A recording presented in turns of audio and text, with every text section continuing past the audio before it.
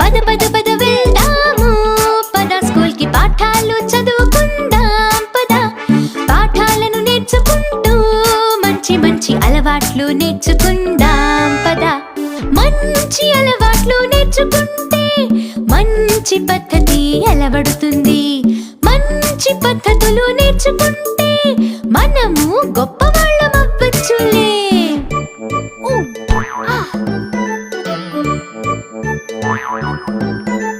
గొప్పవాళ్ళమయ్యామంటే మనము దేశాన్ని కాపాడచ్చు. భారతీయ బిడ్డలం మనం ఎప్పుడు దేశానికి పేరు తెస్తాం.